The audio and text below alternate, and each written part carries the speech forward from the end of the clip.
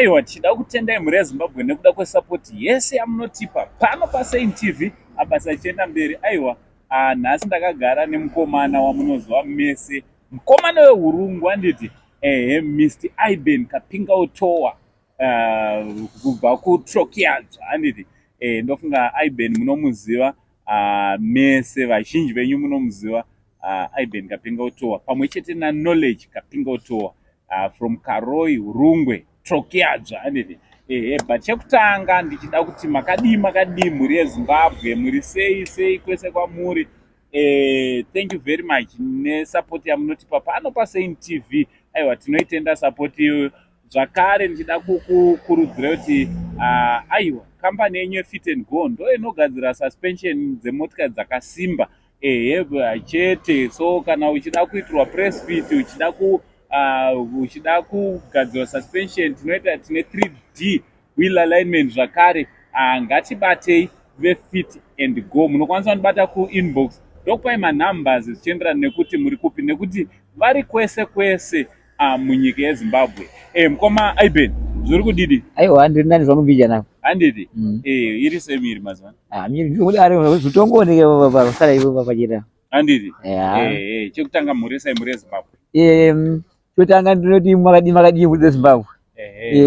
Ndadzoka zvakare paSaint TV. Chimwe chindono daiso. Aiwa apa tauda kuti manje aiwa chimbomira toda kudzokera masho. Iben ane akuda kutongotaura zvese zvipera. Chekutanga vanhu ngavazive kuti Iben anombonzi Iben ndiani, une makore mangani? Ini ndonzi Iben Kapinga Otowa ne 45 years. Alright. Une mukadzi here? Pane mabhebhi kana? Aiwa mukadzi handina. Kubva ikopera sena roora. Zviri muprocess. Aiwa chatsvaga.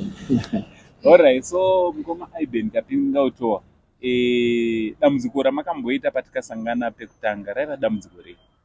Raiva riri dambudziko reronda. Alright. Ronda rainzi chii? Cancer. Alright. Manga mambozama kupi nekupi tisati tasangana? Tatambozama. Ndozi yakamboya kuno, ndamboenda kuZambia. Ndabva kuZambia ndio makazoya. Tasangana. Alright. Makazobatsirwa nani kurapwa nani ronda ramakanga muinaro? Zvii zvakaitika? Vanhu vada kuziva. Paiva ndikazoya kunoku na Angoseni. Vandipinza muna nachiremba. Nachiremba ivo ndivaiziva machiremba vacho. Kusvika ndadii vazondiita kuti ndisotewe. Handiti. Vakazoparirwa nemadoctors akasiyana vakavabatsira, including the likes of ana Dr. Munyaradzi Muriwa, ana Dr. Bandason, ana Dr. Dzongodza, ana muchizwa ana Dr. Wayne Manana, ana mai Matsikidzi. Dr. Matsikidzi. Dr. Matsikidzi vakawanda. Handiti vanhu vakawanda vakabetsera ivo pamwe chete namukoma Knowledge.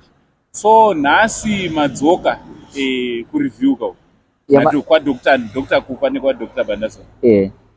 Apa siko titotori paDr. Kufa. Alright. So ozvinei zvine mamiriro akaita nyika, munazo here zvese zvakakwana? Chii chiri kukushotiraiwo parwendo rwenyu mukoma? Zvinhu zvakaoma. Zvakatioma. Zvodiwa baba zvinenge chidiwa kuti mari dzacho zinishotira ina zvakawanda zvetoshotepa. Nezvipi sedzechi? Senyaya yekuti mari inenge kurapwa macho inenge mune dzimwe mari dzechidiwa. Saka ipapa mai zvinenge zvakati tiomei. Handiti? Pano vakatioma. But madoctors achiri kungokubatsirai pachena? So far? Mutaura zvavanga vachiita vamaiti aiwa isi tiri kubatsira. Simubatsira kwadi atangoita. Avada kupedza basa. Handiti? Basa rapo pada kuoparetwa ziso handiti?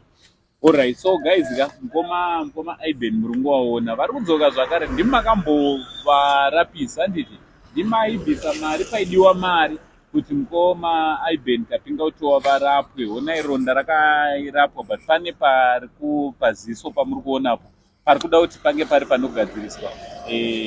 Plus kumusha kwavari gore kuna kuita zvakanaka, upenyu hwachona hwakaoma. So takukumbira kuti guys, kune vanokwanisa kunge vari vanobatsirana namukoma Iben, munge muri munobatana navo kana kuti bata panhamba dzepascreen dzamukoma Iben pamwe chete nedzedu dzamune matanga kubata, ipapo zvichifamba zvakanaka. Saka murunzwa sei mazuva ano mimi? Miro sebo. Niyo dzimba iri basa kiri baba. Paziso ndo pakuda kuti pa ekudzimba nyoti apa zvine mukati kwesira saka vana vakati vadi vagadziwe chete. Alright, sachi ndo pamunoda kuti muonekwe nadhokodheya. Exactly. Alright, so vese vanoda kubatsirana namukoma Iben noizvozvo vari muHarare vanogona kungobatana nawo panhamba dziri pascreen, toita kuti tinge tinobatsirana with our brother Iben. Ari seiko Nole? No, adorari bo. Handiti Nole zvake zvakaita. Aiwa, zvake zvakaita. Handiti. Bosi paiva Nole madambudziko rakaita ndoti dambudziko rakasati rakura. Akakumbidzirwa kaiva chimwe chibudu chete. Saka biyangu angati nani. Zvake zvaiva nani. Zvaiva nani. Aiwa, totenda nemiwo totenda kuti zvinogadziriswa nditi. So hama dzangu Iben Kapinga saka hakuna mudzimai here kumba? Hakuna. Aiwa baya hakuna. Oh, sure. Hakuna. Samogara mega kustand kwenyu kwe? Handiri vanhu vangu vastand vangu kwe. Alright. Aiwa, pakanaka. Handiti? Aiwa, totenda. Aiwa, hama dzangu namba ndidzodzi from Uncle Said namukoma Iben, mungada kuti kudii kune vakambobatsirana nemi pamakanga muri panguva yakaoma paya, vakamira nemi nevacharamba vachibatsirana nemi kunyanyosa? Aiwa, inini muri weZimbabwe, aiwa ndikutendai zvakanyanya nokubatsira ramunotipa, nokuti izve so kuonekwa ndakagara panapa ndichitaka nemi pari zvinezvi zvakabva kwamuri. Dai pasina inini otherwise aiwa nestori ipo isipo pane panyika. Saka aiwa ndikutendai murambe makadaro. Aiwa, tinotenda Mwari wekudenga vakuitire zvakanaka my brother. Zvinongofamba, hama dzenyu dziripo dzakawanda panapa vakangonzwa chete kuti mukoma Iben vada kubatsirwa, ivo vaya nevamwe vatsva vachamira nemi zvakare. Aiwa, from Uncle Said, Saint TV crew for now, chiti much love and God bless.